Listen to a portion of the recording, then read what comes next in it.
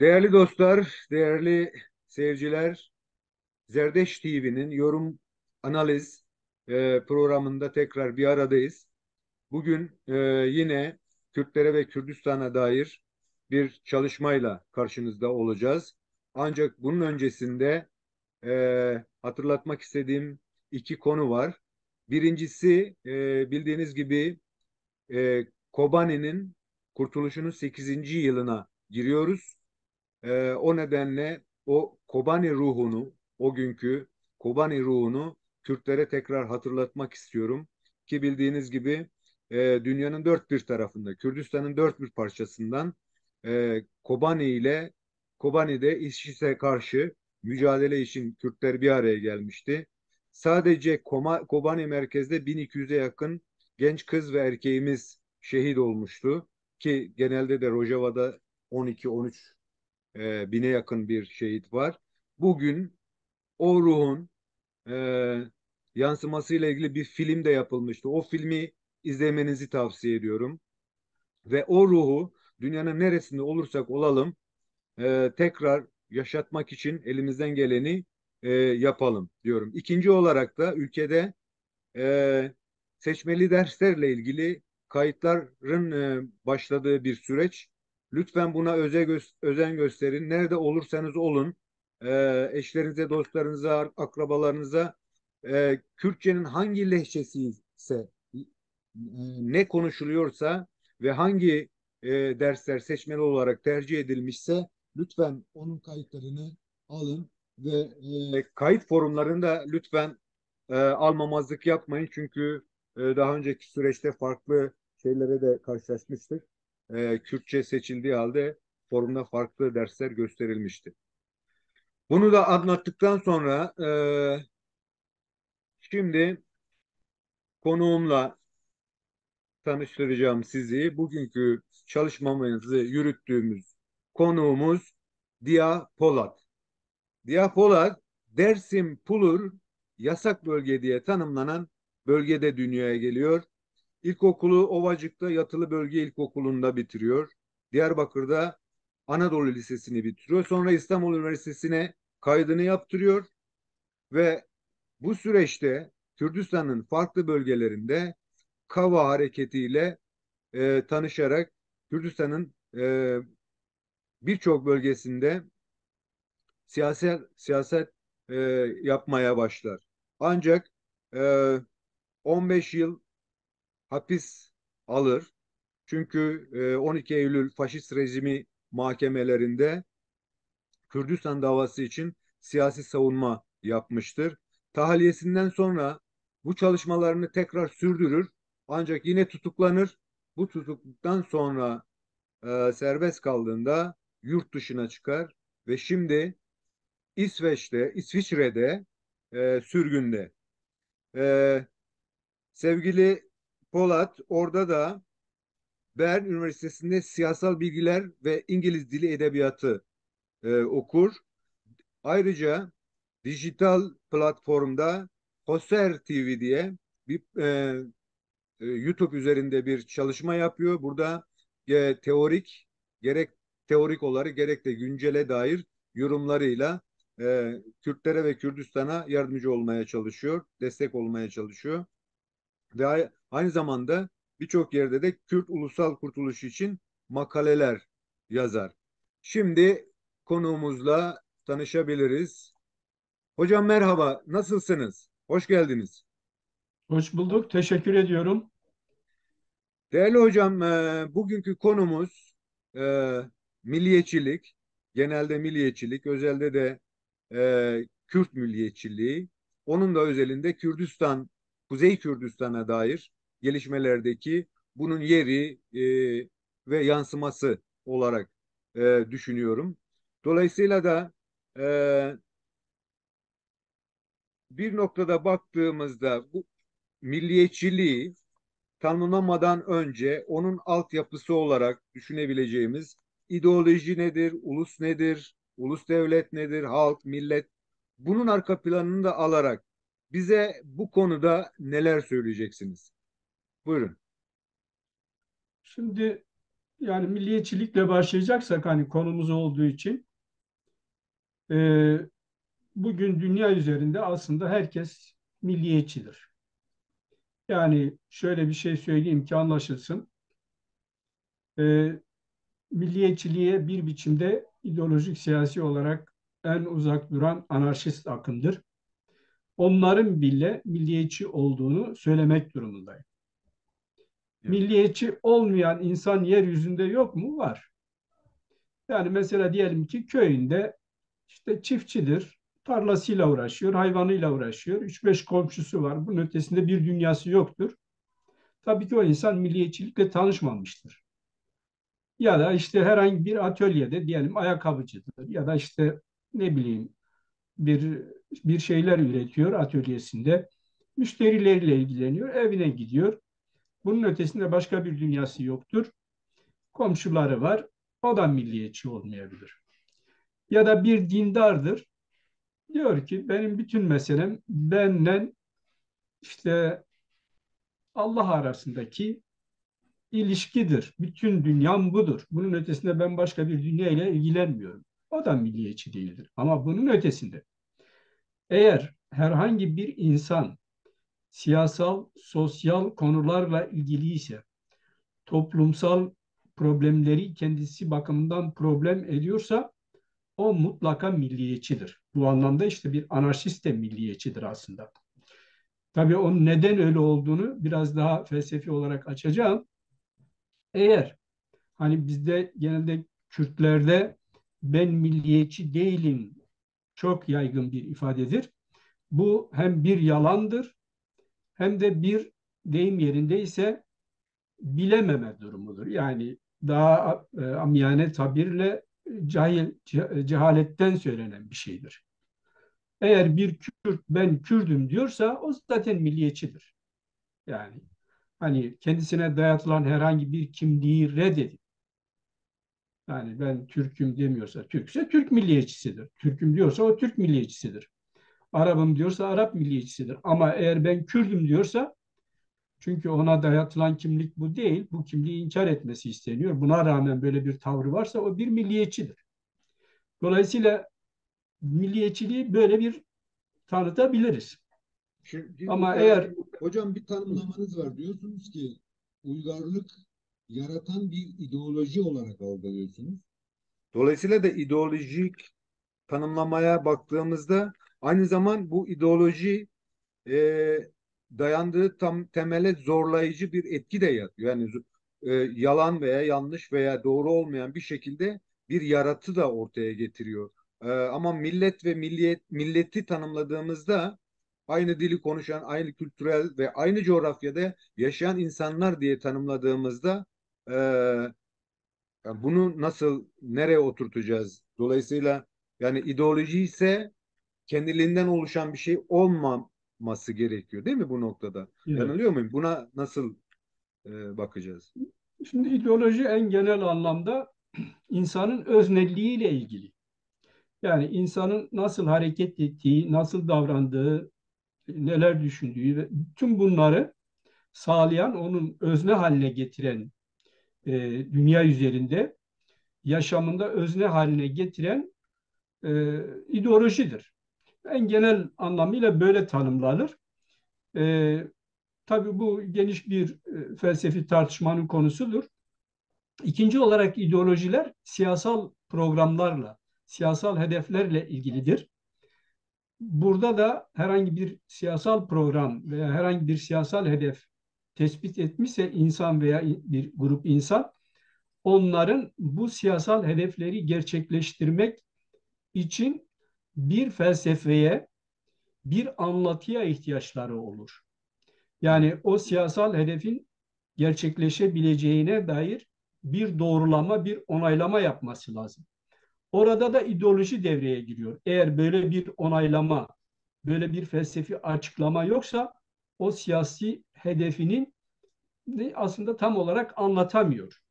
Yani bir ifade eksikliği vardır orada.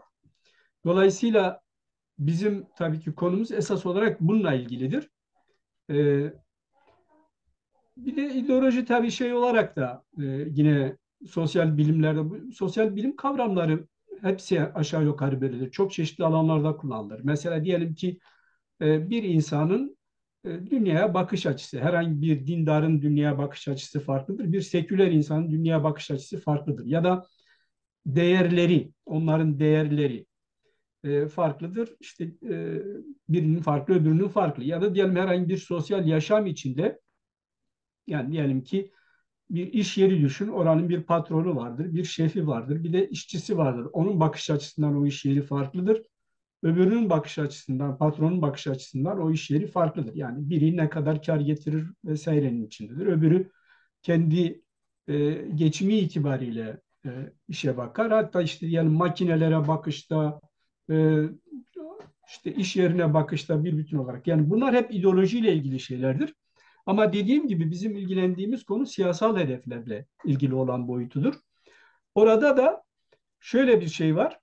Yani milliyetçiliğin nasıl çıktığına geçmeden önce şunu hemen belirtmek istiyorum daha programın başında.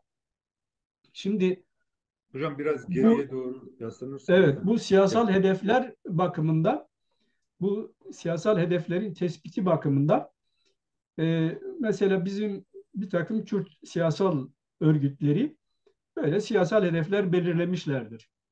İşte Kürdistan'ın kurtuluşundan başlar, bağımsızlıktan başlar, federasyondan devam eder. Özelliğe kadar çok çeşitli talepleri vardır.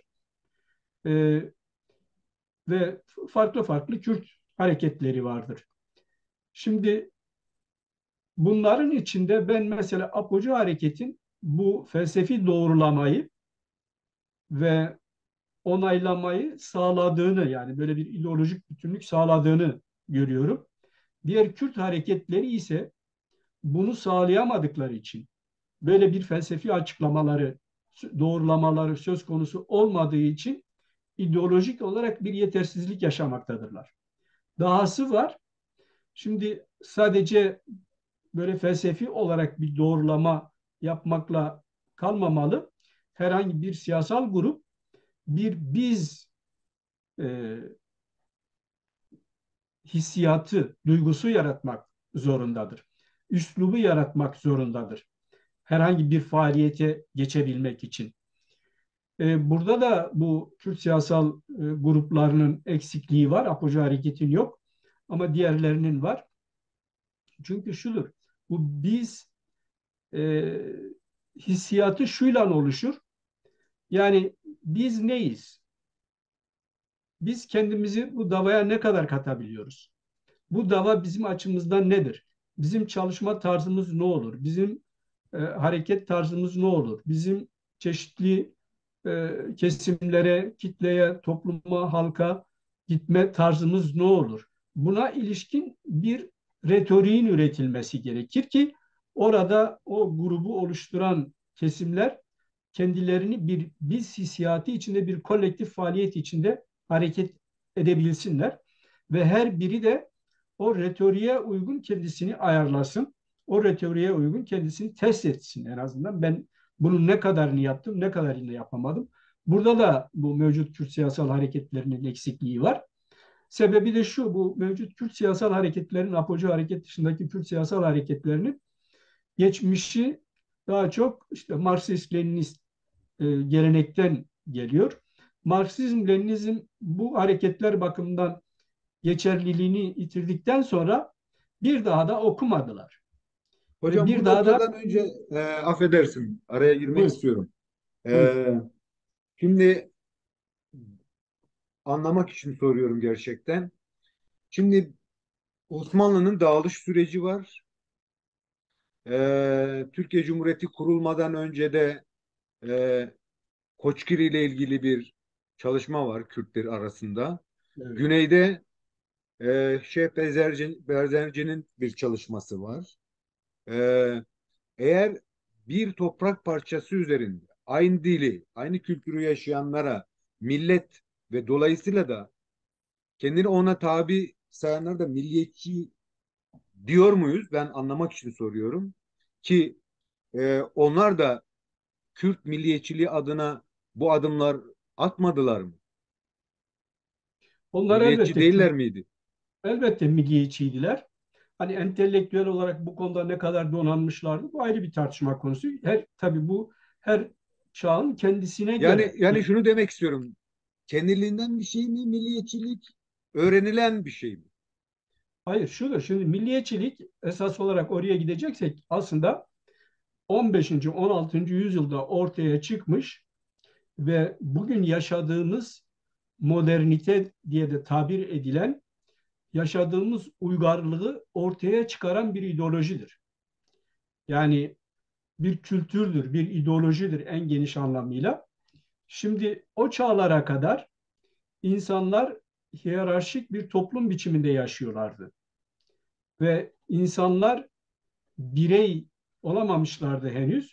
Herhangi bir hiyerarşik toplumun herhangi bir bölümünde onun bir uzvu durumunda yaşıyorlardı. Yani mesela diyelim ki bir köylüyü düşün, bir serfi düşün. O toprağın içinde doğar, büyür, orada çalışır, ölür. Onun çocuğu çıkar, onu devralır, onu devam ettirir.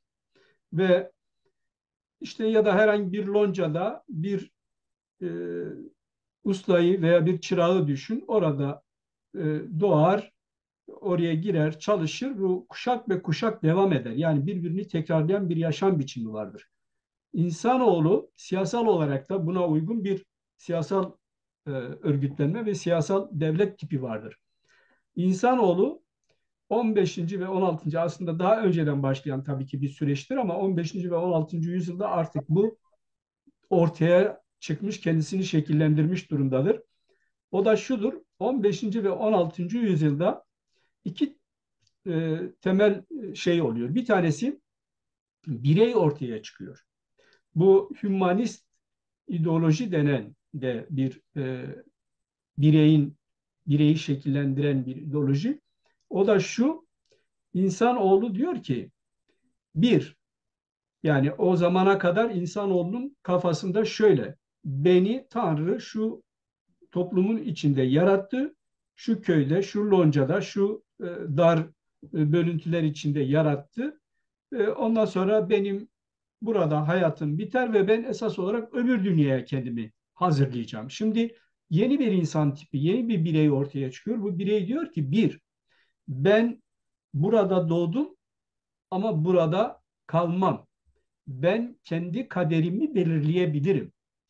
Yani burada tabii ki Tanrı'nın kaderini belirlemeye karşı bir isyan yok henüz. Sonraları bir takım akımlar çıkacak.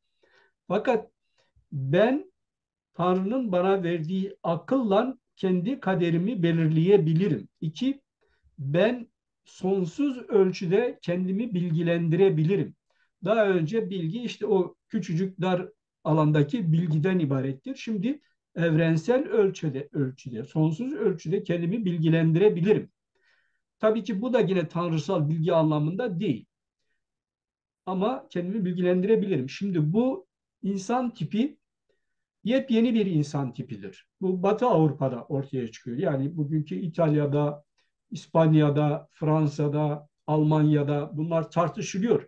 Filozoflar ortaya çıkıyor ve bunlar ilginç bir şeydir. Çok önemli ölçüde de İslam'ın altın çağı denen çağdaki filozoflardan da önemli ölçüde besleniyorlar. O dönemde yani İbn Sina'dan, Farabi'den, İbn Rüşd'den, bu filozoflardan, İbn Haldun'dan çok önemli ölçüde bunlardan da faydalanarak böyle bir gelişim gösteriyorlar.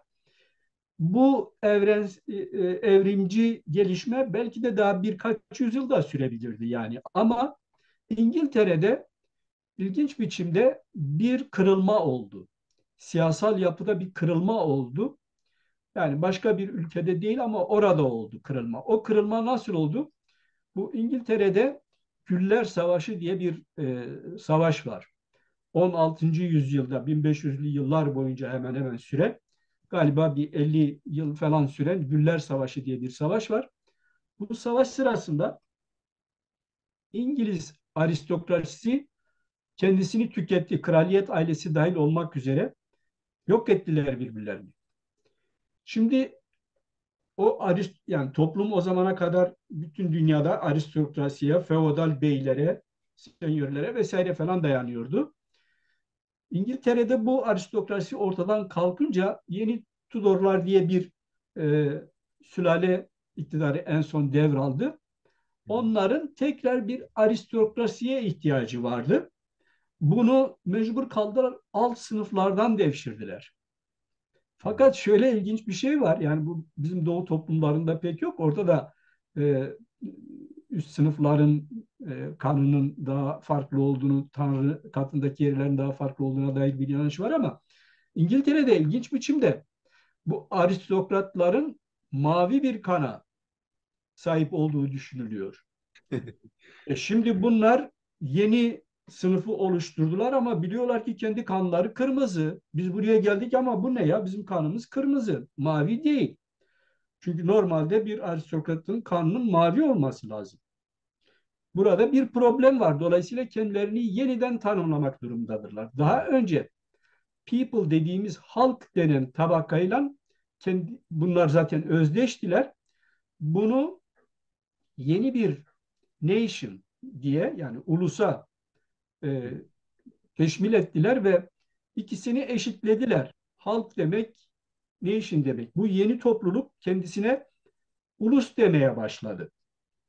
Ve bunlar tabii bireylerden, özgür bireylerden meydana gelen bir topluluktu. Ve bunlar yeni bir siyasal sistem artık inşa etme ihtiyacını ortaya koydular. O da ulus devlet dediğimiz bir siyasal sistemdi. Ve İngilizler ulus devletleşmeye başladılar. Ulus devlet oldular. Yani oradaki siyasal kırılma bir ulus devletin ve o siyasal sistemi arzulayan, kurmak isteyen o gruba da ulusalcılar denildi, milliyetçiler denildi. Hocam Milliyetçi şey mi bu İngiltere, Fransa ve Almanya da sanıyorum bir farklılaşmalar oluyor. Yani halk önce kral ve dediğiniz gibi yönettikleri halklar var. Sonra tabii bunların seçkin diye seçebildikleri diyelim ki işte Amerika'da ve İngiltere'de mesela e, Meksika, Latin Amerika'da yerliler tanınmak istenmiyor, Kızılderililer tanınmak istemiyor. Yani onlara bir farklılık tabiri kullanılıyor. Yine kolektif bir birlikte bir model arayışı oluyor Almanya ve Rusya'da bildiğim kadarıyla ve Fransa örneği var. Yani kraldan hareketle. Demek ki o zaman şey doğrulanıyor. Yani bir toprak parçası olması gerekiyor, bir kitle olması gerekiyor ve bu kitlenin dolayısıyla da demek ki bu ulus aslında var olan bir şey değil, yaratılan bir şey mi? Yani oluşturulan bir şey mi?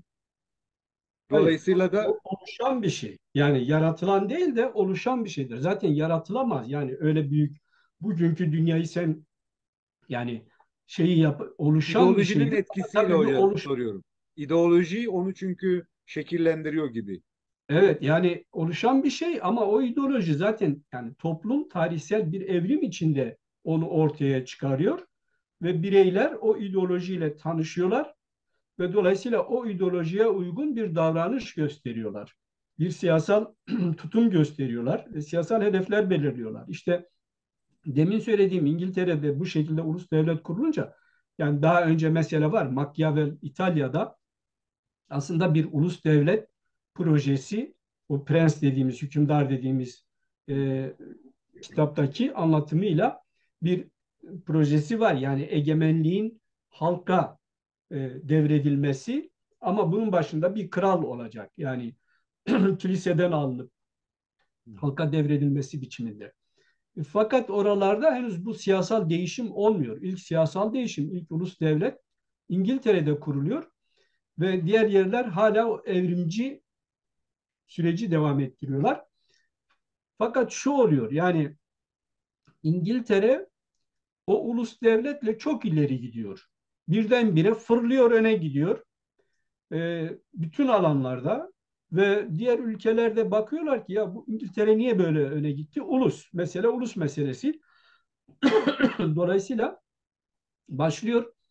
Fransızlar mesela ve bütün dünyadaki aydınlar bir uluslaşma, biz de bir ulusuz diye. Ama tabii ki burada uluslaşma derken bu kendiliğinden böyle birdenbire hadi biz de ulus kuralım, şu sınırları çizelim, şöyle yapalım değil. Bir tarihsel gerçek var. Bir kere mesela dil var. Sen yeni bir toplumsal sisteme gitmişsin. Yeni bir komün. Bütün bireylerinin birleştiği bir komün olmuşsun. Eskiden küçük küçük ayrı siyasal birimlerken şimdi bütün halkın birleştiği bir komün durumuna gelmişsin ve ortak bir dile ihtiyacın var. Bu ortak dil itibariyle de bir ulusal dil. Dolayısıyla ulusal dil belli ölçüde sınırları belirliyor. İkincisi bir siyasal tarih. Yani halk diye bir halklar daha önce oluşuyor. Yoksa şeyden değil, yani uluslarla oluşan şeyler değil. Evet. Daha önceki tarihsel dönemlerde, yani aşağı yukarı 5. yüzyıllardan başlayarak Kuzey Yarımküresi itibariyle halklaşmalar başlıyor. Fransız halkı, İngiliz halkı, İspanyol halkı, İtalyan halkı, Alman halkı diye ve genel olarak işte bizde de Kürt halkı, Türk halkı, İran halkı gibi veya Fars halkı, bu şekilde halklar zaten oluşmuş. Ama bunların ulusal harekete, milliyetçi bir ideolojiyle ulusal devletlere dönüşmesi 15. ve 16. yüzyıllardan itibaren başlıyor. Dediğim gibi Fransızlar bunu devralıyorlar. Yani İngilizlerin yaptığını biz de yapalım diyorlar ve başlıyorlar. Orada büyük bir siyasal, entelektüel çalışmalarla ve bir siyasal devrimle gerçekleşiyor. İngiltere'de de bir siyasal devrim var ama orada bir kanlı alt üst oluşla gerçekleşiyor. İşte Fransız devrimi deniyor. Şöyle bir algı oluşuyor ondan sonra. Bunu pek çok akademisyen de öyle zannediyor ve öyle yapıyor. Yani uluslaşma ve ulusçuluk, milliyetçilik Fransız devrimiyle başladı zannediliyor. Öyle değil aslında. Yani İngiltere'de daha önce başlayan ve diğer ülkelerde de zaten var, ideolojik, siyasal, kültürel olarak bir evrim yaşıyor zaten. Ama Fransa'dan bu niye böyle anlaşıldı? Fransa onu bütün Avrupa'ya yaydı.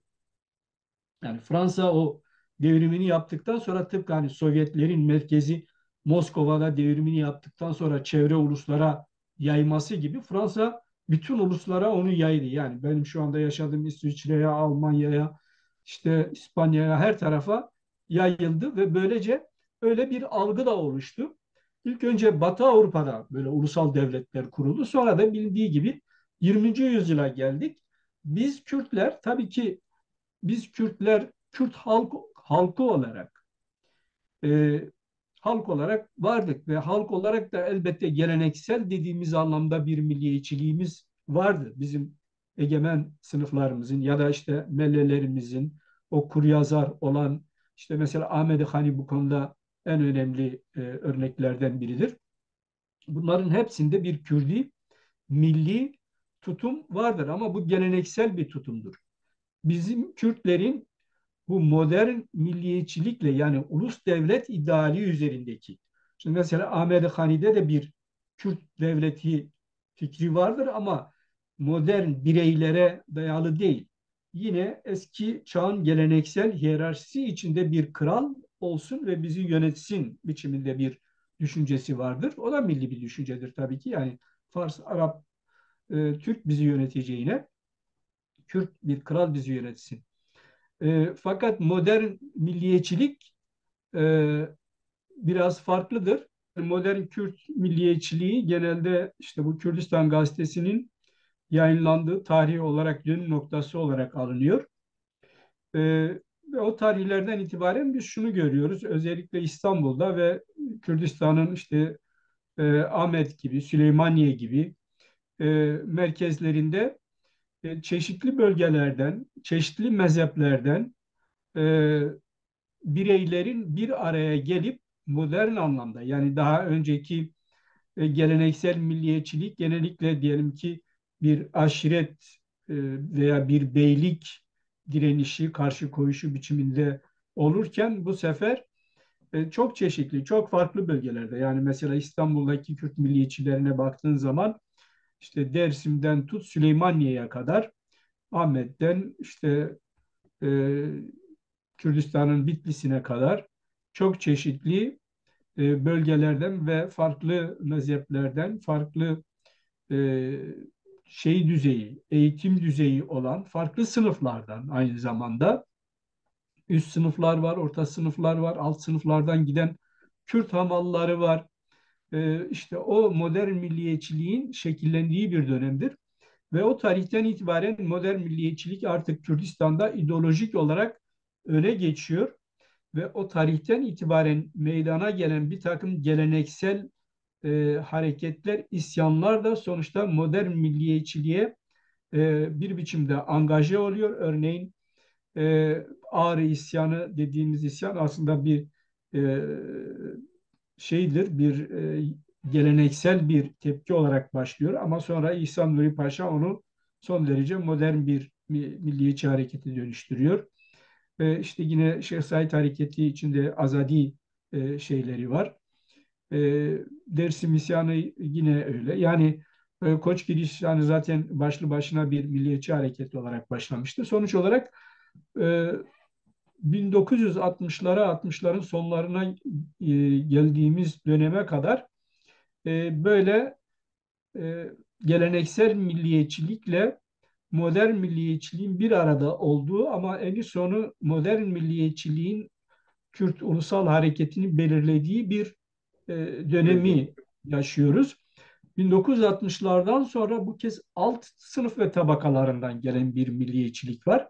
Yani köylülükten, şehir alt tabakalarından gelen bir milliyetçilik var ve bunlar öne geçiyor. Bunlar da o dönemin siyasal koşulları itibariyle dünya üzerinde genelde milliyetçi hareketler sosyalist tandanslı oldular. Çünkü e, dünya üzerindeki sömürgeler, ezilen uluslar daha çok emperyalist kapitalist devletlerin sömürgeleriydi. Ve bunlar doğal olarak ona karşı olan sosyalist ülkelerin ittifakını aradılar ve onlarla angajman içine girdiler.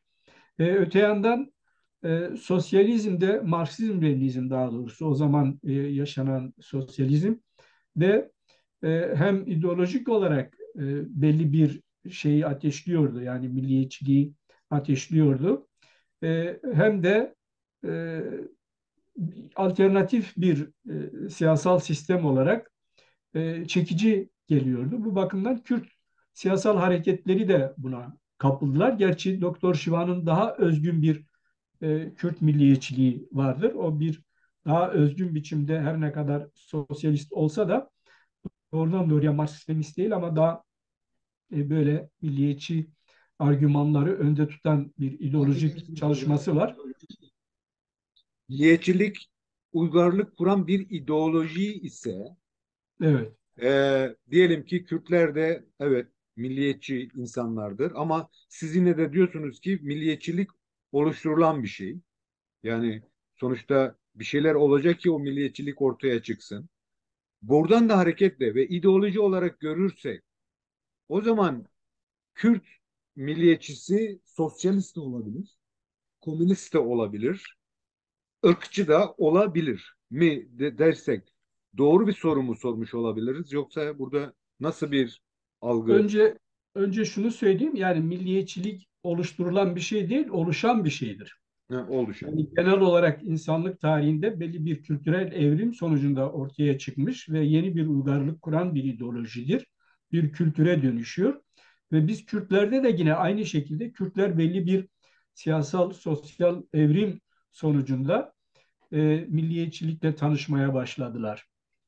E, ve tabii ki ama milliyetçi hareketi yani ideolojik olarak toplumun içinde bir evrim içinde oluşan bir şeydir. Ama milliyetçi hareket elbette oluşturulacak bir harekettir. Yani sen eğer o milliyetçi ideoloji doğrultusunda bir siyasal faaliyet yürüteceksen bir hareket oluşturman lazım. Bir grup en azından oluşturman lazım. Ee, ve bir takım yayınlar, bir takım faaliyetler yürütmen lazım. Şimdi ırkçılık meselesi biraz farklıdır. Irkçılık her zaman milliyetçilikle ilgili değildir. Milliyetçiliğin şöyle bir yanı vardır. Yani onu çok çeşitli e, siyasal akımlar kullanırlar. Daha doğrusu şöyle söyleyeyim. Yani bilimsel da akademik olarak diyeyim, bilimsel demeyeyim de akademik olarak milliyetçilik başlıca üç kategoride e, literatürde yer alıyor. Bir tanesi demin söylediğim günümüzdeki uygarlığı kuran ulus devletleşmeyi oluşturan milliyetçilik. İkincisi çeşitli etnik topluluklar arasındaki çelişki ve çatışmaları ateşleyen milliyetçilik. Üçüncüsü de bir siyasal iktidarı daha çok e, bir güç oluşturma, millet üzerinde bir güç oluşturma ve işte iç çelişkileri, farklılıkları bastırma, iç talepleri bastırma yönünde de milliyetçilik kullanılıyor. Bunların örneklerini bugün de görüyoruz. Yani mesela diyelim ki bir ülkede bir takım hoşnutsuzluklardan, bir takım yetersizliklerden dolayı, bir takım yanlışlıklardan dolayı şey vardır, muhalefet vardır. O muhalefeti bastırmak için işte millet hani bir komündür, bir bütündür.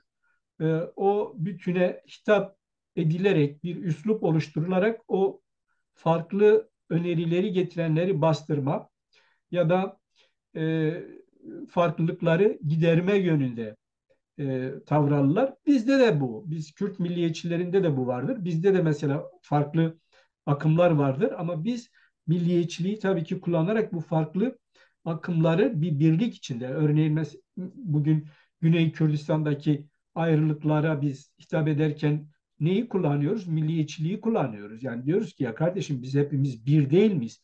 Niye bir araya gelmiyorsunuz? Yani milliyetçilik üzerinde onları doğru bir noktaya götürüyoruz. Şimdi burada iki şey var. Bir gerçekte olumlu kullanılabiliyor. İki negatif kullanılabiliyor. Olumlu demin söylediğim mesela Rojava'ya hitabımızda, Güney Kürdistan'a hitabımızda, hatta kuzeydeki parçalanmışlığa hitabımızda yaptığımız olumlu bir şeydir. Biz bunu yaparken aramızda herhangi birilerini ezme, o farklılıkları bastırma yönünde bir tavır almıyoruz. Aksine geliştirme, zenginleştirme temelinde tavır alıyoruz ve tarihten yok olup gitmemek için böyle bir şey alıyoruz. Ama herhangi bir iktidar bir ülkede pekala farklılıkları bu da negatif biçimde kullanmadır.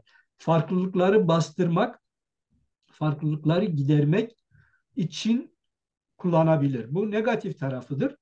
Bir de dediğim gibi etnik çatışmalar bakımından. Yani diyelim ki örnek vereyim Türkiye'de diyelim ki bir yerde Çerkezlerle Boşnaklar bir pazar üzerinde kavga ederler. Bu kavga büyür eğer ikisi o kasabada çok geniş bir topluluk oluşturuyorlarsa falan ve giderek bir etnik çatışmaya dönüşebilir vesaire.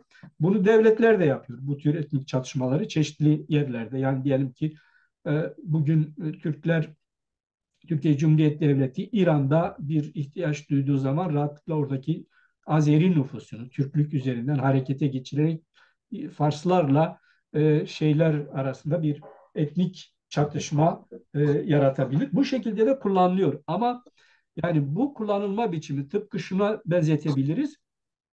Din hiçbir peygamber ben bu dini getirdim çeşitli etnik çatışmalara sebep olsun diye ya da bu dini getirdim baskı, sömürü ve zulüm yapın diye demez. Ben bu dini getirdim iyi insanı oluşturmak için, cennetin insanını oluşturmak için der. Ama bir iktidar rahatlıkla o dini kullanarak bu demin söylediğimiz olumsuzlukları yapar. Milliyetçilik de böyle.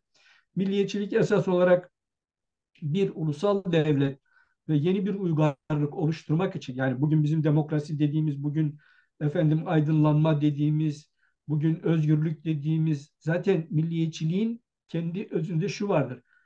Özgürlük, e, kardeşlik ve e, Eşitlik. neydi? Eşitlik. Evet, özgürlük, kardeşlik ve eşitlik temel prensibidir milliyetçiliğin. Dolayısıyla bu temel prensipler üzerine hem demokrasi doğuyor hem işte bilim, aydınlanma, bugün bu uygarlığın yaşadığının hepsini biz milliyetçiliğe borçluyuz. Çünkü milliyetçilik esas olarak egemenlik çok önemlidir orada milliyetçilikte. Yani özgür, egemen ve evrensel bireyi esas alır, ideal alır ve buna uygun bir siyasal modeldir. Bu bakımdan demin söyledim, yani her insan bugün dünya üzerinde şu veya bu şekilde milliyetçidir, anarşist bile milliyetçidir. Çünkü anarşistlerin mesela en önemli özellikleri nedir? Özgür olmak, egemen olmak ve evrensel olmak, değil mi? Yani, Evet. ama tabii ki herhangi bir ulus devlet tanımazlar. O başka bir siyasal yanlışlıklarıdır. Bir siyasal defolarıdır o. Ama bunun ötesinde anarşizm de bugün esas olarak milliyetçiliğin bir ürünüdür. Bugün bütün ideolojiler, gördüğümüz siyasal yelpazedeki bütün ideolojiler milliyetçiliğin ürünüdür. Ben Kuzey Kürdistan'daki durumu özetleyip senin soruna geçeceğim. 1970'lerde biz böyle Hocam tarihsiz... bundan önce şey var, yine açığa çıkarmamız gerekiyor belki. Şimdi ulus devlet noktasında ve oluşturulmasında onun kendine ait kriterleri var ulus devlet olmanın. Yani işte bir tebaaya bağlı olman lazım. Aynı dili konuşman lazım. Aynı kültürel yapılanma içerisinde olman lazım. Tam bu noktada bakıyoruz ki milliyetçilik başka bir değere evriliyor. Hani ırkçılık dediğimiz Evet, oradan da faşizme evriliyor. Yani evet. o nedenle diyorum insanların kendilerini direkt milliyetçiyim diye tanımlamamalarının kökeninde acaba bu çelişkiyi görememek mi? Yani milliyetçiyim dediğimi faşist olarak mı algılayacağız? Bence Yok. değil tabii. O Herkes, neler evet, söyleyeceğim. herkes milliyetçidir ama herkesin milliyetçiliği farklıdır. Şimdi Heh, ırkçılık biraz daha farklı. Irkçılık her zaman milliyetçiliğe dayanmaz. Ben o noktayı atladım. Bu bazen bir kültür milliyetçiliği de var. Mesela bugün Avrupa'nın bir sürü yerinde biz bunu görüyoruz. Benim bulunduğum İsviçre'de 3-4 etnik topluluk var burada. Yani Fransızlar, Almanlar, İtalyanlar ve Rötoromanlar diye. Ve bunlar buradaki ulus devleti oluşturuyorlar. Dolayısıyla burada e, o anlamda bir Alman ırkçılığı, bir Alman veya bir Fransız ırkçılığı vesaire falan değil, ama mesela yabancılara karşı bir kültür ırkçılığından bahsedilebilir. hmm. Yani burayı bir kültür olarak, kendisini bir kültür merkezi olarak görüyor ve bu kültüre uymayan kesimleri dışlama yönünde ve buna yönelik politikalar da yapıyor. Yani böyle Avrupa'da, Amerika'da bu kültür milliyetçilikleri var. Ama Beyazilik tabii, kavramı. evet, tabii bazı ülkelerde bunu milliyetçiliğe de dayandırarak yapıyorlar bu ırkçılığı. Ee, Yani bunu mesela sosyalist ülkeler de yapmışlardır. Ee, Küba'da bu var mesela. Dolayısıyla ırkçılık biraz daha farklı bir şeydir. Milliyetçiliğe de dayandırılabilir, milliyetçiliğe dayandırılmayabilir. Mesela aynı şekilde sömürgecilik de öyledir. Yani bu mutlaka milliyetçiliğin bir sonucudur, anlamı çıkarılmamalıdır. Diğer şeylere gelince, şimdi dediğim gibi herkes milliyetçidir ama herkesin milliyetçiliği farklıdır. Yani bir sosyalist de milliyetçidir ama onun kendine göre bir milliyetçilik tanımı vardır. Mesela genelde yurtsever vesaire falan ifadeleri kullanılır. Bunlar hepsi milliyetçi kavramlardır aslında. Ama bir muhafazakarın milliyetçiliği biraz daha farklı olabilir. Nedir mesela bir muhafazakarın milliyetçiliği? Daha çok geleneksel değerlere önem veren, önem atfeden. Bir sosyalistin ise daha çok işte alt sınıf ve tabakalara imkan aktarma ve daha sosyal politikalar izleme. Yani o da bir milliyetçi politikadır.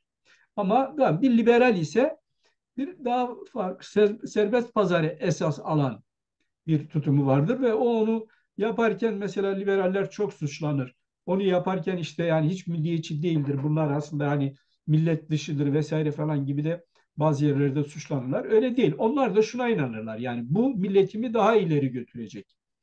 Bu mekanizma, bu serbest pazara dayalı mekanizma milletimi daha ileri götürecek. Dolayısıyla onların da bir milliyetçiliği vardır ama hepsi farklı tonlardadır. Faşistler de milliyetçidir. Ama faşizm ve milliyetçilik diye benim kendi Hoser TV'de bir videom var. İzlenirse o çok daha iyi anlaşılır. Faşistler bir başka siyasal akımdır. Yani elitlere dayanan ve bir takım argümanlarla bu elitlerin ulusu, toplumu kurtaracaklarına, ulusu kurtaracaklarına dair bir takım argümanlar oluştururlar ve onun üzerinden totaliter bir sistem oluştururlar. O totaliter sistem içinde başlarlar o totaliter sisteme uymayan bütün kesimleri bastırmaya, onu milletin cürufu diye tarif ederler. Yani kiridir. Bunun atılması lazım ki millet kendisini yeniden canlandırsın, yeniden hayat bulsun, güçlensin diye. O da bir siyasal akımdır. O da milliyetçiliği kullanır. Ama herkesin milliyetçiliği kullanması ayrıdır. Çok şükür bizde henüz bir faşist akım yok ama olabilir yani ileride. Yani sonuçta mümpenliğine gelmiş oluyoruz aslında milliyetçiliğin. Yani birçok ideolojiye destek olan, onun yaşam bulması için aslında hemen hemen bütün ideolojilerin, bütün yapılanmaların e, bir şekilde onu yanı başına aldığı bir değere bürünüyor. Yani Dayanmak zorunda, dayanmak zorunda. Yani milliyetçiliğe dayanmayan hiçbir hareket siyasal arenada yer alamaz. Ama kimin milliyetçiliği nasıl kullandığına bağlı. Yani bir faşist hareket milliyetçiliği öyle bir kullanır ki diğer hareketler, diğer onlara muhalif olan hareketler iyi bir ideolojik siyasal performans aktivite sergilemedikleri takdirde faşistleri pek alıp götürebilir. İtalya'da olduğu gibi, Almanya'da olduğu gibi ve bugün dünyanın pek çok ülkesinde, Türkiye başta olmak üzere dünyanın pek çok ülkesinde olduğu gibi. Yani dolayısıyla bu siyasal performanslara bağlıdır. Bunun engellenmesi, hayat bulmaması. Tabii ki belli ölçüde bazı kültürel faktörler de rol oynuyor. O toplumların tarihinde, kültürlerinde var olan bazı faktörler rol oynadıkları gibi milliyetçiliğin o ülkede nasıl şekillendiğine de bağlı. Mesela Osmanlı'da geleneksel olarak bürokratik sınıf içinde şekillenmiş ve baştan itibaren tahakkümcü azınlıkları yok etme, asimile etme, entegre etme temelinde bir yaklaşımla geldiği için orada zaten faşizm kendi temelini bulmuştur. Yani ama Kürdistan'da böyle olmamıştır. Kürdistan'da ise böyle bir bürokrasi yoktur. Böyle bir geleneksel imparatorluktan devraldığımız bir şey yoktur. Özgür egemen bireylerin oluşturduğu ve çok çeşitli kesimlerden oluşturduğu ve dolayısıyla da dikkat et bugün Batılıların da hayranlıkla baktığı bütün Kürdistan'ın her parçasında Kürt siyasal hareketleri son derece modern. Yani demokratiklikleri biraz tartışılabilir ama son derece modern ve çeşitli halklara karşı, kendi dışlarındaki halklara karşı hiçbir şekilde asimilasyoncu, inkarcı bir tutum içinde değildirler. Dolayısıyla yani milliyetçilik dediğim gibi her yelpazede de mutlaka bir biçimde vardır. Şöyle bir tanım çok yaygındır. Yani milliyetçiliği sadece kendi milletini seven, kendi milletini başka milletlerden üstün tutan, hatta kendi milletini bir ırk olarak, bir etnik topluluk olarak diğerlerinden üstün tutan bir ideolojiden ibaret zanneden insanlar var. Bu doğru değil. Yani bunlar herhangi bir siyasal e, programın ögeleri olarak yer alabilir ve herhangi bir siyasal yelpazenin ögeleri olarak yer alabilir. Ama başlı başına sadece buna dayanan, sadece bu dediğim şeylere dayanan bir milliyetçilik dünya üzerinde yoktur. Yani diyelim ki faşizmde, Hitler faşizmi de böyle değildir. Bu ögeleri kullanmıştır. Ama sadece bu ögelerle iktidara gelmemiştir ve sadece bu ögelerle de hareket etmemiştir yani. hocam bu O, noktada Kürdistan'a gelecek olursak evet. özellikle de son 100 yılı yani Osmanlı'nın dağılma süreci ve öbür halkların ulus devlet olgusunun da ortaya çıkarmış olduğu halkların kendilerine özel bir yapılandırma süreci başlarken ki işte Bulgaristan vesaire devlet Yunanistan devletleşmeye gitti. Ermenilere başka bir jenosit yoluyla onları o devreden çıkarıldı. Kürtler bu noktada ulus devletlerini kurma sürecinde işte gerek Berzenci sürecinde gerek 1946 Mehabat Cumhuriyeti sürecinde e, bunların eksiklikleri yani milliyetçilikleri diyebilir miyiz? E, Yani ekonomik, sosyal tabii ki eksiklikleri var ama uluslararası süreci de bakarak milliyetçilik o süreçte Kürtlerde hangi aşamadaydı? Neydi? Ne yapıyordu? Yani şimdi 1970'lere gelinceye kadar Kürtlerde sosyolojik bazı bariyerler var. Ben o zamana kadar Kürt milliyetçilerinin ideolojik ve siyasal olarak çok büyük bir eksiklik, bir defo yaşadığına inanmıyorum. Kendi koşulları içinde, kendi imkanları içinde belirli bir donanımları da vardır. Yani hani şöyle bir şey söyleyemeyiz. Her şey hazırdı da ama siyasal yetersizliklerinden dolayı ya da ideolojik yetersizliklerinden dolayı başaramadılar diye bir şey söyleyemeyiz. Sosyolojik bariyer var. Bu bariyerin bir kısmı işte aşiretsel bariyerlerdir.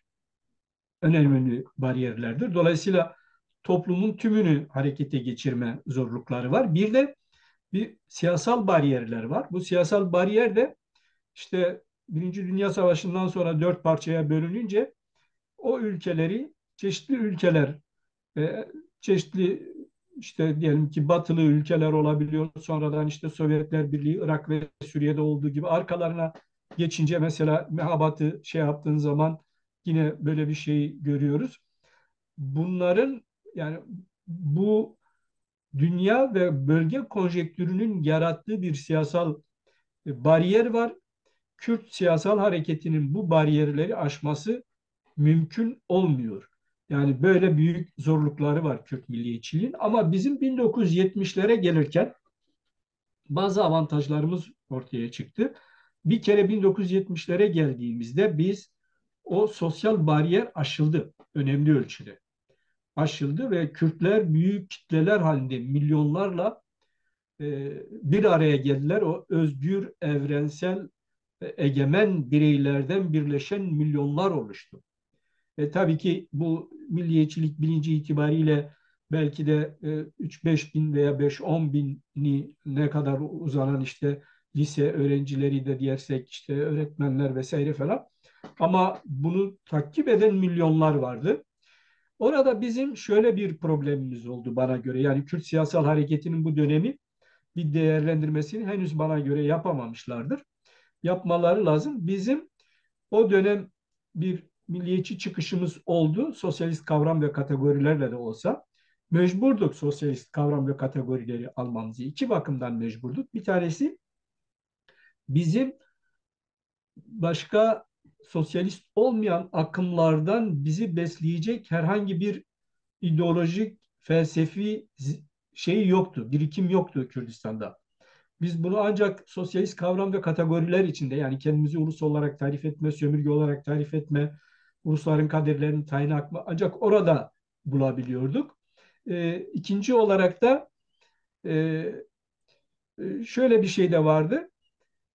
Yani muhalif olma ve TC'den kopma bakımından da bu kavram ve kategoriler son derece keskin mücadele itibariyle son derece keskin şeyler önümüze koyuyorlardı. Belki de mesela bizim hala geleneksel sınıflar veya daha önceki dönemin bir takım aydınlarımız vardı. İşte mesela 49'lardan gelenler olsun falan. Onlar hala belki tam Marksist-Leninist kavram ve kategorilerle hareket etmiyorlardı. Ama kullandıkları kavram ve kategoriler itibariyle kopuş yeterince sağlamadıkları için etkin bir ideolojik performans ortaya koyamadılar. Bizim o Marksist kavram ve kategorilerin getirdiği düzenden kopma, o kopuşu bize sağlayan yanları vardı bunların. Fakat bizim bunları aşmamız lazımdı zaman içinde. Çünkü şöyle bir problemimiz vardı o O süreç. sistematik içinde. Bu sosyalist harekete dayanan milliyetçiliğin olumlu yanları olmakla birlikte olumsuz yanları da vardır. Marksist-Leninist kavram ve kategoriler üzerindeki sosyalist milliyetçilik totaliterdir. Bir siyasal parti kendisini proletaryanın temsilcisi olarak ve ülkenin kurtuluşunun temsilcisi olarak alır. Onun dışında kalan akımlar şu veya bu şekilde devreden çıkarılması süreç içinde tasfiye edilmesi gereken akımlar olarak görülür. Böyle totaliter bir ideolojiydi ve bu da bizde tabii bir ulusal birliğin oluşmasını, hala da bunun sancısını çekiyoruz ve demokratik bir ulusal kültürün şekillenmesini engelledi. Çünkü o iç savaşçı, aynı zamanda kendi içinde iç savaşçıydı.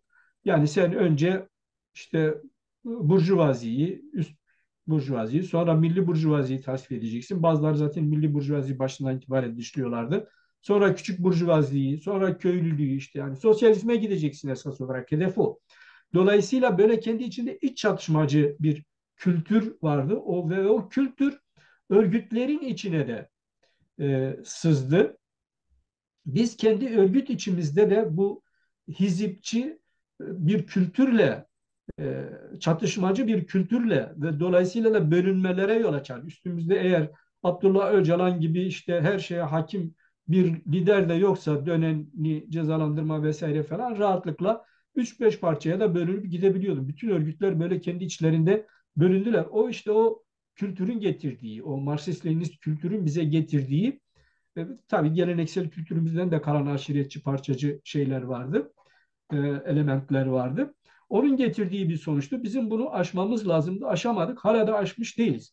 Dolayısıyla bugün bizim yapmamız gereken şey, bir, bu totaliter ideolojik siyasal akımları tasfiye etmek ya da mümkünse marjinalize etmek, yani marjinal hale getirmek ve milliyetçi kültür olarak yeni bir kültürü, hoşgörüye, toleransa dayanan ve birlikte çalışma kültürüne dayanan, her yelpazeden, sosyalist yelpazeden işte muhafazakar ve İslami yelpazeye kadar bütün yelpazelerin pekala bir arada çalışabildiği yeni bir kültürü koymamız lazım. Ulus bunlardan oluşur zaten. Yoksa sen ulusu tek bir siyasal akımdan oluşturduğun zaman, o belki çeşitli siyasal konjektürlerde bazı yerlerde şeye de götürdü. Bir ulusu kurtuluşa da götürdü. Ama sonuç olarak ya tutunamadı ya da çok büyük tahribatlara yol açarak, mesela bunun en uç örneği Kamboçya'da Kızıl Evet. Kımerler büyük ölüm tarlaları oluşturarak, iç katliamlar oluşturarak bunu başardılar. Bu bütün o sosyalist akımlarla hareket eden her yerde bir iç çatışma ve iç vuruşma, kırışma, böyle enerjiden düşürme olmuştur. Çin de dahildir buna. Dolayısıyla bunun aşılması lazım. İkinci olarak da bugün bizim e, işte bugün Apocu Hareket'in bir getirdiği yeni bir paradigma var. İşte Hocam, demokratik ulus. hocam o Buyur. noktaya gelmeden şunu söylemek istiyorum. Ta DDK'dan 49'lar sürecine kadar baktığımızda aslında e, bir arayış var. Yani işte bağımsız Kürdistan mı diyelim, sömürge diye mi tanımlayalım? Burada bir şeyler de var. Dolayısıyla da yani aydınların bir anlamıyla halka gidip millileşmeyi olgunlaştırmanın arayışları var o süreçlerde. Evet. Dolayısıyla da ta 1970'lere kadar geldi. 1970'lerde ve 80'lerde bu sol düşüncenin Rusya'daki e, sona erişiyle beraber bu bahsetmiş olduğunuz paradigmalar da biraz bir değişimlere, yani Marksist-Leninist e, yaklaşımları ele alıp uluslaşmaya gitmek isteyen ideolojiler diyelim başkalaşmak zorunda kaldı. Dolayısıyla da bu olgunun içinde işte halk, millet, ulus, milliyet, milliyetçilik ve demokrasi denen bir kavramla tanışıldı. Dolayısıyla da e, sizin tanımladığınız şekliyle Apocu Hareket e, 80'li yıllardan sonra bu demokratik daha doğrusu 90'lı yıllardan sonra demokratiklik kavramını da katarak farklılaşma sürecine girdi. Yani demokratik cumhuriyet dedi mesela. Cumhuriyet veya işte demokratik konfederalizm tanımını kullanıyor. Buradan baktığımızda temel Kuzey Kürdistan olmak üzere bu paradigmanın Kürtleri götüreceği yer nedir? Nasıl bir görüngüdedir? Bugün yapılanla ve geleceğe göre baktığımızda. Evet. Yani ben şimdi şunu baştan söyleyeyim. Tabii ki Apocu harekette bugün yer alan e, yüz binlerce, milyonlarca insan bu paradigmanın tam farkında değil. Dolayısıyla Kürdistanidir ve hala Kürtlerin temel hak ve özgürlükleri için mücadele ediyor. kendi ana dilinde eğitim almak ve kendi kendini yönetmek için, dolayısıyla milliyetçidirler. Eğer bir Kürt kendi ana dilinde eğitim yapmak istiyor ve kendi kendini yönetmek istiyorsa o bir Kürt milliyetçisidir. Çünkü kendi ana dilinde eğitim yapmak başlı başına bir ulus devlet getirir. İsterse bir özerk biçimde olsun. Apocu paradigmada ise bu yok. Konfederal toplum dedikleri bir devlete özerk biçimde olsa bile bir devlete denk düşmüyor. Yani konfederal toplum dedikleri çeşitli toplum kesimlerinin bir araya geldiği toplumsal bir kongre. Yani diyelim ki işte Alevilerin, Sünnilerin, işte efendim sendikaların, kadın örgütlerinin çok çeşitli örgütsel toplumsal grupların bir araya geldikleri bir toplum kongresi ve bu devlet olarak da Türkiye Cumhuriyeti Devleti'ni tanıyor. Bana göre altta Apocu hareketin kendisi hala Kürdistan'ı ve kendi ana dili ve kendi öz yönetiminden yana olmakla birlikte İmralı'da şekillendirilen paradigma itibariyle Kürtler artık ulus olarak görülmüyor. Demokratik Cumhuriyet dediği, demokratik ulus dediği, ortak vatan dediği şeyler şuna tekabül ediyor. Kürtleri Türkiye Cumhuriyeti veya Türk ulusunun etnik bir unsuru olarak konumlandırmaya çalışıyorlar. Böyle bir entegrasyon çalışmaları vardır. Bu tabii İmralı'yla da sınırlı değildir. Yani buna angaje olan e, yasal alandaki HDP başta olmak üzere yasal alandaki apoji hareketlerden kesimler de var. Buna angaje olmuş durumdadırlar.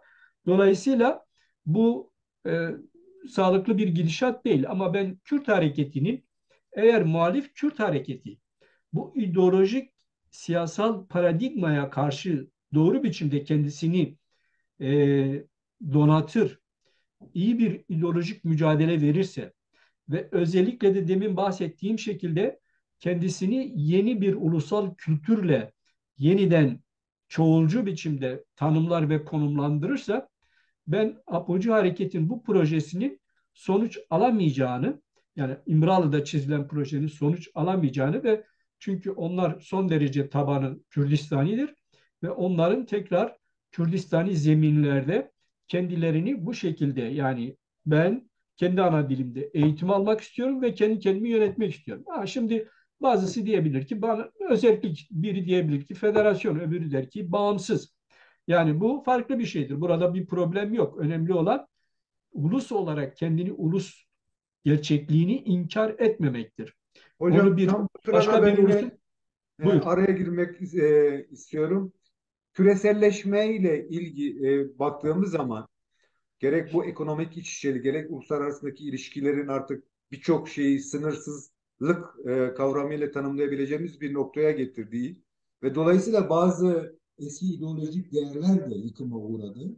Bunlardan birinin de ulus devlet e, olduğu, gerçekliği olduğu ve şu an onu ayakta tutmak için milliyetçiliklerin öne çıkarıldığı. Dolayısıyla da o bahsettiğim değerlerden dolayı belki de sadece pozitif yönü değil, negatif yönü öne çıktığı için milliyetçiliğin de artık bir şey kazanmadığı bir süreç olduğu söyleniyor. Ve tam da bu noktada Kuzey Hareketi'nin ortaya çıkarmaya çalıştığı paradigmada yani ulus devlet değil ama demokratik ulus devleti kavramı öne çıkıyor ve bugün mesela güneye bakıyoruz sadece Kürtler yok.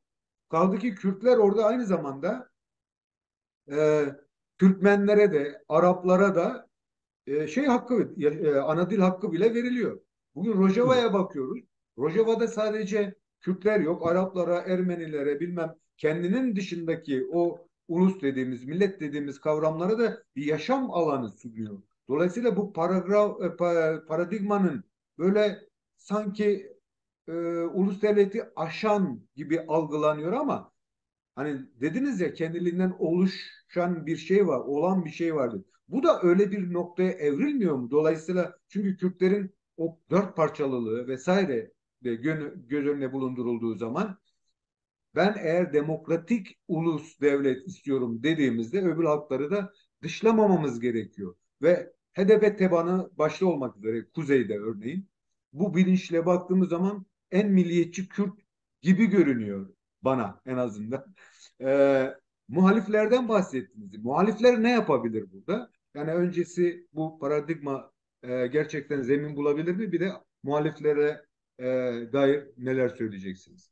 Şimdi bir kere evrensel ölçekte ulus devletlerin artık geride kaldığı iddiası Kürtler karşısında aslında boş bir iddiadır. Böyle bir şey yok.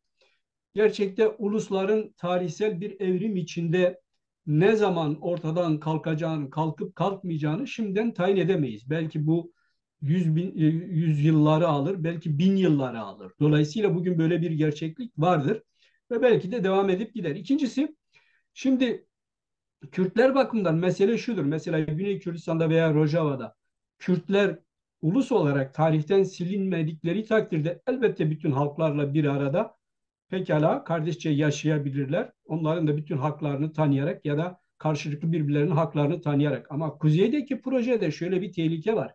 Sen Kürt ulusunu, Türk ulusunun bir etnik topluluğu olarak şekillendirdiğin zaman onu kendi ana dilinde eğitim yapma ve kendi kendini yönetme imkanından mahrum kılarsın. Ve öyle de olduğu zaman bir etnik topluluk olarak bugünkü çağdaş dünyada 10-15 yıl içinde bilemedin 40-50 yıl içinde etnik olarak da ortadan kalkıp gidebilirsin. Dolayısıyla kuzeyde bizim itiraz ettiğimiz, benim gibi Kürt milliyetçilerin itiraz ettiği bizim tarihsel olarak ortadan kalkmamamız, kendimizin tarihsel olarak varlığımızın devam etmesi. Yoksa biz tarihsel olarak bu da biz ancak kendi ana dilimizde eğitim yaparak ve kendi kendimizi yöneterek bunu sağlayabiliriz. Bu bize sağlandıktan sonra biz her türlü egemen veya etrafımızdaki halklarla siyasal olarak bir uzlaşma bulma vesaire konusunda kapalı değiliz. Yani böyle bir şey yok. Ama bizim kendi tarihsel olarak ayakta kalmamız sorunumuz var. Dolayısıyla HDP'nin tabanını söyledim. Onlar bu konuda tutarlıdırlar. HDP'nin daha doğrusu Apocu Hareket'in bu paradigmasının e, etkisiz hale getirilmesi Kürt milliyetçilerinin bir görevi olarak önünde duruyor. Kürt entelektüellerin, Kürt aydınlarının. Bizim bugünkü en büyük meselemiz Kürt aydınlarının, Kürt entelektüellerinin okumaması. Okumuyorlar. Yani ideoloji üretmiyorlar. İdeoloji üretmeleri lazım, okumaları lazım. Yani mesela Apocu Hareket işte bu demokratik ulus, demokratik cumhuriyet, ortak vatan temelinde bazı paradigmalar geliştirdi. Bunları elbette bir takım argümanlara, siyasal argümanlara dayandırıyor. Hatta bir takım tarihi, felsefi açıklamalar da yapıyor. Yani doğru değil tabii benim okuduğum okumam itibariyle. Ama Kürt aydınlarının bunun doğru olmadığı, mesela çok tipik bir şeydir. İşte devlet kötüdür. Kürtler devletten uzak durmalıdırlar. Tarihsel olarak devlet kötüdür. Ulus devlet hele hele daha kötüdür gibisinde. Bütün bunlara karşı Kürt aydınlarının bunun böyle olmadığı. Geçen mesela bir işte Apocu Hareket'in bir o insanı, bir kadın çıktı dedi ki işte devlet kadına tecavüzle şekillenmiştir.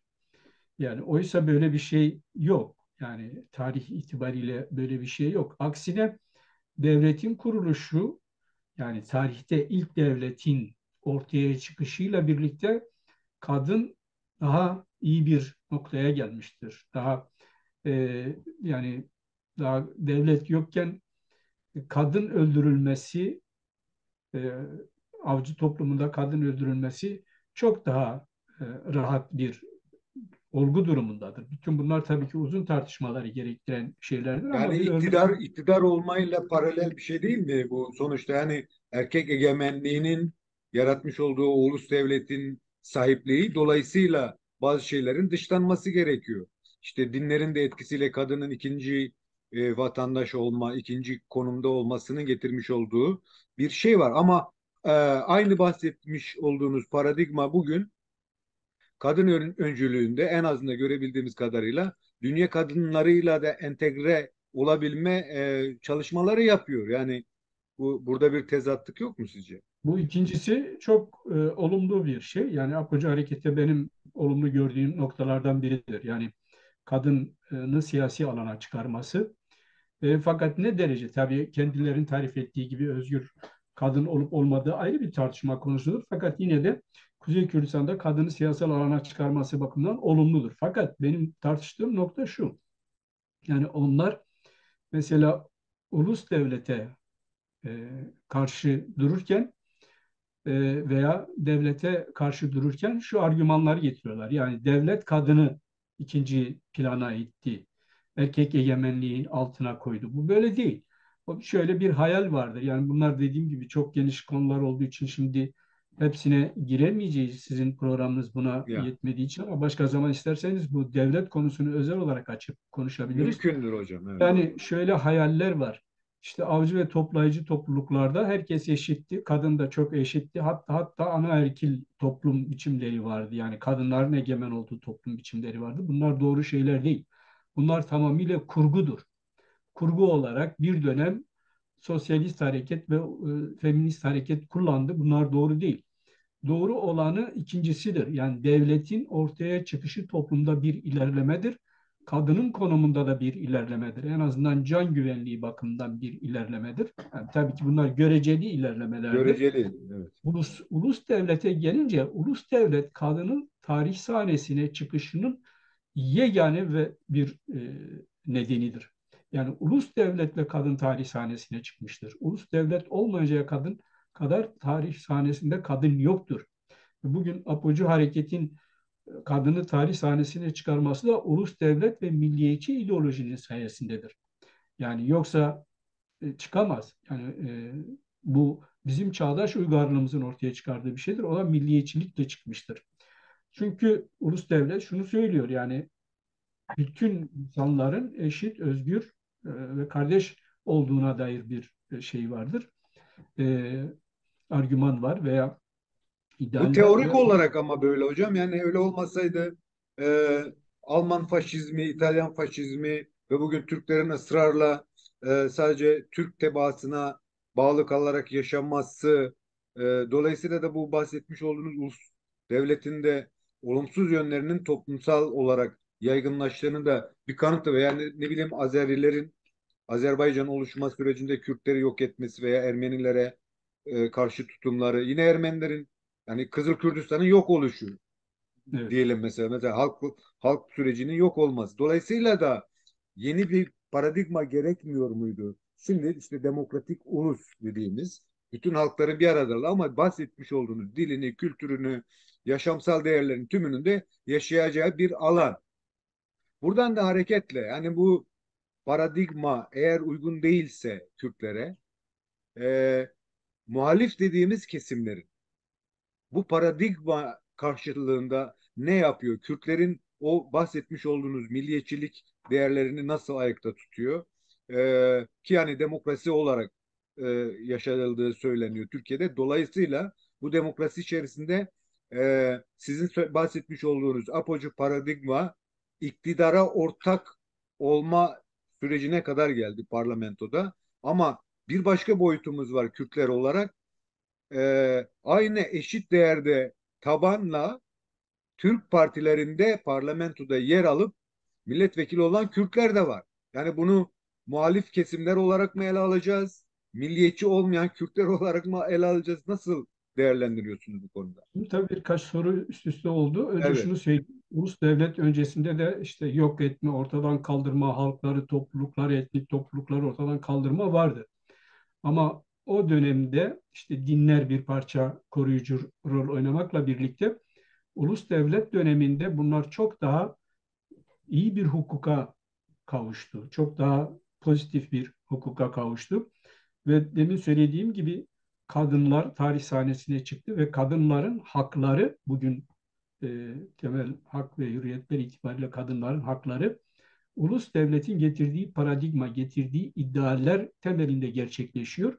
Ve dünya üzerinde elbette kadınlara yönelik hala haksızlıklar var. En demokratik ülkelerde bile hala kadınlara yönelik haksızlıklar var, ama giderek ulus devlet ideallerinin getirdiği hukukla, anlayışla, paradigmayla aşılıyor. Giderek aşılıyor. Bunu da sağlayan demin söylediğim gibi o milliyetçi kültürdür, o milliyetçi ideolojidir.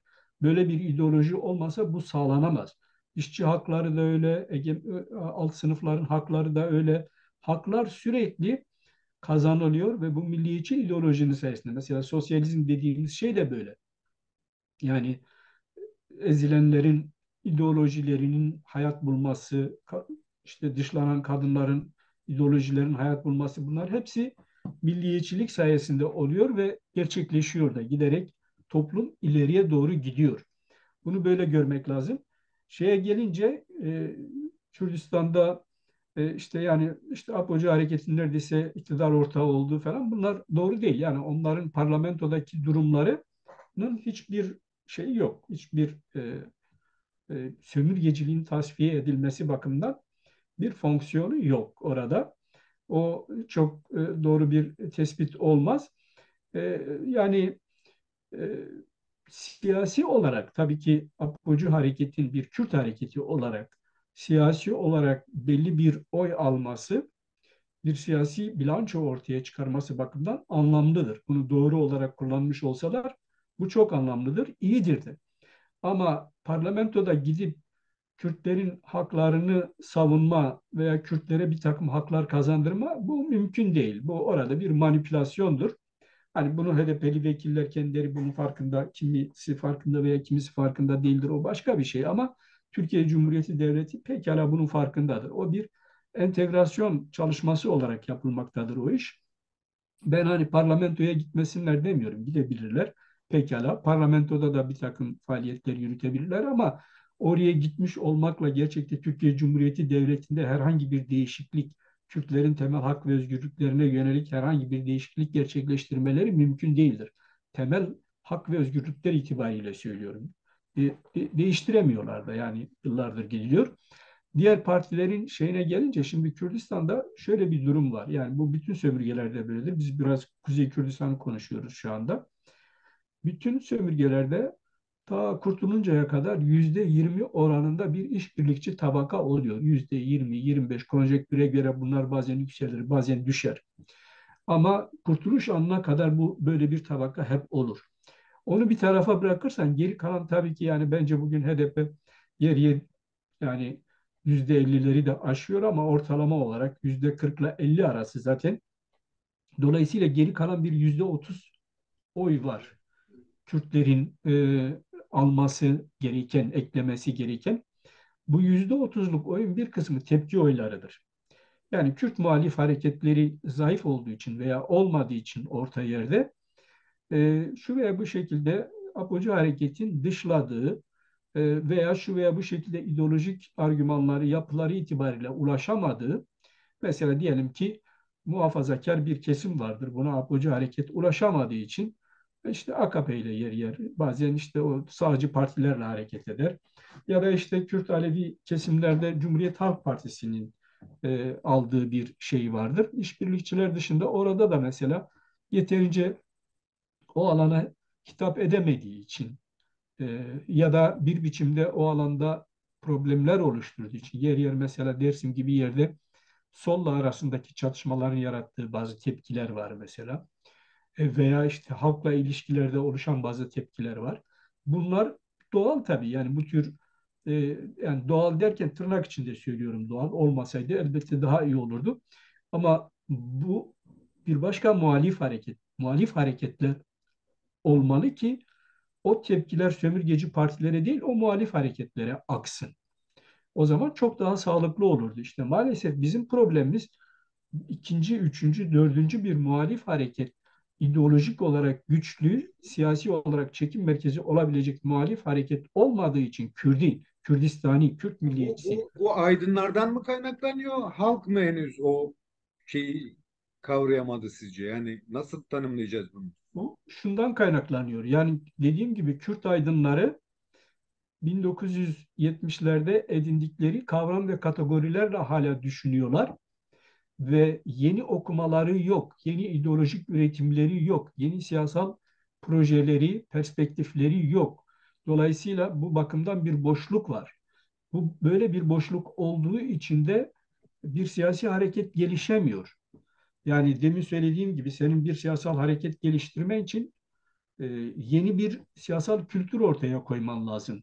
Yeni bir siyasal mücadele tarzı ortaya koyman lazım. Kitleleri ikna edebilecek yeni bir ideolojik felsefi akım veya akımlar ortaya koyman lazım. Bunu İslami hareketler de değil. Yani son derece yurtsever bazı İslami hareketler var. Mesela Azadi'yi ben bunlardan sayabilirim. Ama ideolojik olarak yetersizdirler. Yani Kürt dindarlarına hitap edebilecek bir birikim yok burada da. Yani dini literatüre dayanan bizim geleneksel geleneksel medreselerimize dayanan birikimleri Felsefeler.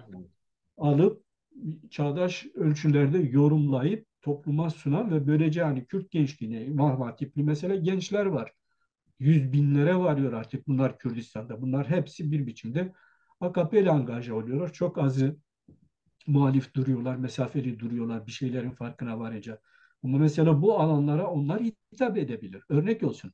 Aynı şekilde bizim bir muhafazakar partimiz yok. Muhafazakar bir partinin ideolojik, siyasi, felsefi bir birikimi yok. Böyle bir birikimle mesela geleneksel olarak bu KDP'dir ama yani KDP'nin ortaya koyduğu hiçbir ürün yok. Ben bilmiyorum. Güney Kürdistan'da varsa niye kuzeye bu aktarılmıyor? Demek ki orada da yok gibi yani. Var mı yok mu? Çok da bilmiyorum çünkü hani Soranca'dan dolayı çok fazla oradaki akademik şeyleri takip edemiyorum. Varsa dergileri örnek yani akademik yayınları. Dolayısıyla aynı şekilde liberal bir parti ya da sol sosyalist partiler. Yani mesela Kuzey Kürdistan'da Apocu Hareket'in sol sosyalist muhalifleri Türk solu oluyor. Oysa bir Kürt solu olmalı. Yani geçmişte mesela işte Kavası vardı, ne bileyim işte Rızgari vardı vesaire falan.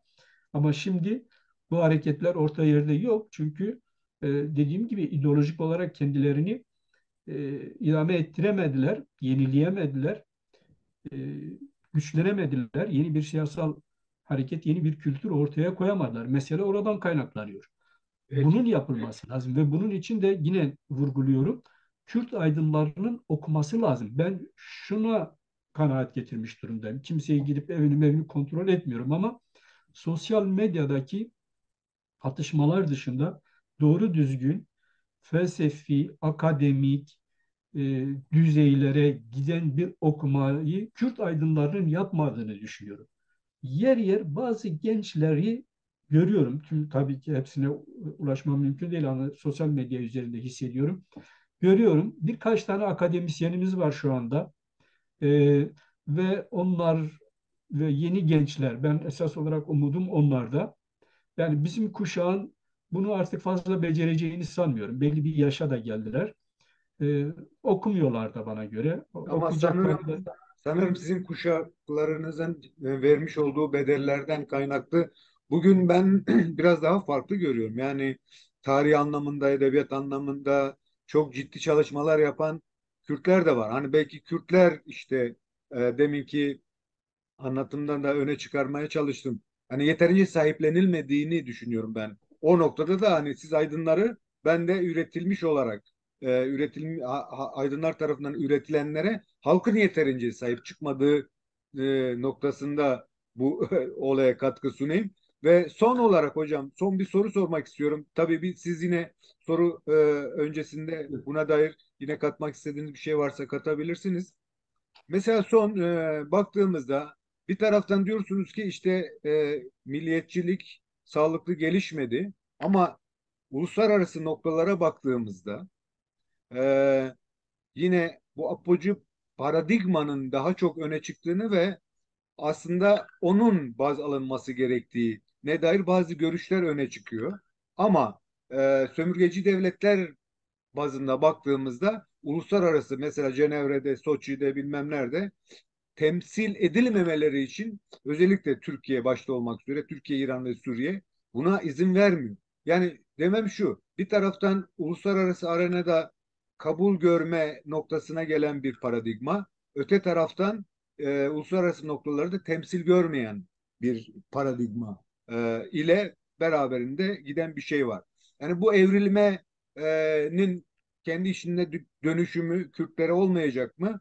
Olacaksa nasıl olacak? Bu konuda neler söyleyeceksiniz? şimdi bir kere yani diplomatik alanda e, Apocu Hareket özellikle diplomatik bir faaliyet yürütmeden imtina ediyor. Yani bu bana göre bir talimat var bu işin içinde. Böyle bir aktif çalışması yok. Aktif çalışması olsa bir miktar muhatap bulur.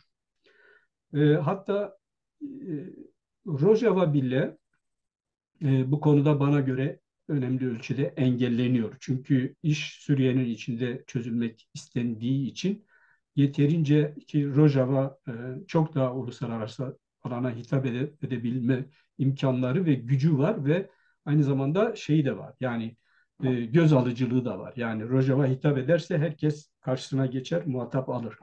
Ama oradan imtina ediliyor. Fakat şunu söyleyeyim. Yani bütün bunlara rağmen bir miktar muhatap alınsa bile insanlar, diplomatik, uluslararası diplomatik merkezler senin gerçekçiliğine bakarlar. Senin kuracağın toplum. Sen eğer dersen ki ben Kürdistan'da çok böyle dar bir özellik kurmak istiyorum. İşte ana dilde eğitimimi ve Kürtlerin kendi kendini yönettikleri çok dar bir. Bunu gerçekçi bulabilirler. Ama sen dersen ki ben bir konfederal toplum kuracağım. Bir efendim işte demokratik özellik de diyorlar ona. Böyle bir toplum yapısı kuracağım dedikleri zaman bunun hiçbir gerçekliği olmadığı için uluslararası toplum bunu ciddiye almaz. İşte Apocu Hareket'in bir handikapı da buradadır. Bu yüzden Ama mesela devlet kurmak istiyorum deseler de tepesindeler. Burada bir çelişki yok mu hocam? Belki hayır adım adım şu gidilmesi gereken bir paradigma olarak algılanması şüphesiz gerekmiyor mu? şimdi uluslararası güçler şüphesiz hadi gerçi bunu da bir miktar yapıyorlar aslında. Yapmıyorlar değil. Güney Kürdistan'da falan görüyoruz işte. ABD zorluyor yani bir Ya devletleşin diye. Ama yani ilke olarak, prensip olarak şunu yapmaz. Ya kardeşim Kürtler niye siz devlet kurmuyorsunuz? Hadi gelin devlet. Kurmazsanız da vallahi biz sizi arkadan vuracağız. Kurmak zorundasınız. Bunu demezler tabii. Yani uluslararası güçler mevcut duruma göre bir tavır alır. Ama sen ısrar edeceksen, kurarsan o zaman onlar uygun olanı kendileri bakımından biz buna varız, şu projeye varız, bu projeye varız diyebilirler. Fakat sen demokratik konfederal toplum denen bir toplum biçimi, bu toplum biçimi nedir? Çeşitli topluluklardan oluşan bir toplum kongresi. Yani demokratik toplum kongresi dedikleri zaten bu örgütlenmenin bir formu. Yani işte kadınlardan, sendikalardan, işte Alevilerden, işte Sünni kesimlerden veya işte çeşitli toplum kesimlerden, barolardan vesaire falan oluşan bir toplum. Şimdi burada senin uluslararası zeminde bir ulusal temsilin söz konusu olamaz ki. Bunu da zaten sen Türkiye Cumhuriyeti Devleti içinde yapıyorsun ve Türkiye Cumhuriyeti Devleti'nde tanıdığını söylüyorsun. Uluslararası kesim en fazla şunu söyleyebilir. Sen çok gürültü çıkarırsan deyim yerindeyse, çok bunun propagandasını yaparsan uluslararası toplum diyebilir ki ya bunların böyle bir şeyi var. Fazla bunlara baskı yapmayın. Yani bu yani bir sonucu yoktur ama yani şiddet kullanmayın ya da işte ölçülü kanuna, hukuka göre tedbirlerinizi alın der. Ve bunu da yer yer söylüyorlar zaten. Yani en fazla bu. Bunun ötesinde ama ben kendi ana dilimde eğitim almak istiyorum, ana dilimde eğitim yapmak istiyorum bir temel insan hakkıdır. Bunu hiçbir uluslararası kuruluş reddedemez. Bunu kabul eder bir. İkincisi ben toplum olarak, ulus olarak, millet olarak kendi kendimi yönetmek istiyorum. Bu da temel insan hak ve özgürlüğüdür. Bunu da hiç kimse inkar edemez, karşısında duramaz. Sadece şunu söyleyebilir. Yani bunu mümkün mertebe Türkiye Cumhuriyeti Devleti ile uzlaşarak yapın. Onlarla çatışarak yapmayın diyebilirler sana. Biz bundan yanayız diyebilirler sana. Anlatabildim mi? Yoksa senin bu temel hak ve özgürlükler talebine hiç kimse çünkü karşı çıktığı zaman bu kendini inkar, kendi değerlerini inkar anlamına gelir. Buna hiç kimse karşı çıkamaz. Ne sosyalizme, bugün Rusya'ya bak mesela. Bunu sen konuşsan işte Rusya Dışişleri Bakanlığı yok biz karşı değiliz der buna. Çünkü böyle bir prensibe karşı olduğunu hiç kimse ifade edemez. Ama bambaşka bir öneriyle senin karşına ya bunu böyle yaparsanız daha iyi olur. İstikrar bakımından bölge, şu, bu, güçler dengesi falan karşıdır, bevam vurur, bilmem ne, biz engelleyemeyiz. Bu tür şeyler söylerler. Apocu hareketin temel problemi böyle bir temel hak ve özgürlükler temelinde gitmiyor. Buna ilişkin bir hem içeride bir mevzilenme ve mücadele tarzı ortaya koymuyor. Çok mücadele ediyor ama Buna uygun, yani bu temel argümanlar üzerine ve bu temel mevzilenme üzerinde bir mücadele bambaşka bir şeydir ve uluslararası diplomaside de bunu yapmıyor. Mesele budur. Rojava meselesine gelirsek, mesela Rojava'da elbette Rojava'nın mesela bir anayasa taslağı vardır. Anayasa taslağını okuduğun zaman tamamıyla bir ulus devlet taslağıdır.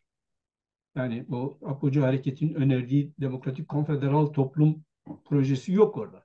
Çünkü olmayacak bir şey olduğu için onu yapamamışlar, onu yazmamışlar. Ya da belki de yazarsak yani bize gülerler diye uluslararası koalisyon diye yazmamışlardır. Her neyse ama yazılmamış. Bir ulus devlet, yani özerk bir ulus devlet tarif ediliyor orada. Yani Suriye merkezi hükümetine bağlı özerk bir ulus devlet. Bakanlarıyla, meclisiyle, iç güvenlik kuvvetleriyle, sadece dışta ordu merkezi Suriye'ye bağlı olacak ve dış işleri. E, Ve kendi kendini yönetim, ana dilde eğitim, bunların hepsi bir ulus devlet şeyi olarak vardır. Fakat şunu biliyoruz.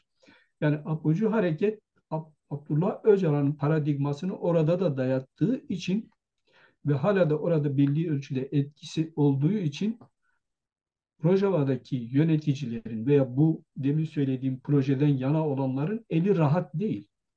Rahat olmadığı için de rahatlıkla daha uygun zeminlere çıkıp pazarlık güçlerini, jeopolitik güçlerini rahatlıkla konuşturamıyorlar. O yüzden jeopolitik olarak zayıf kalıyor.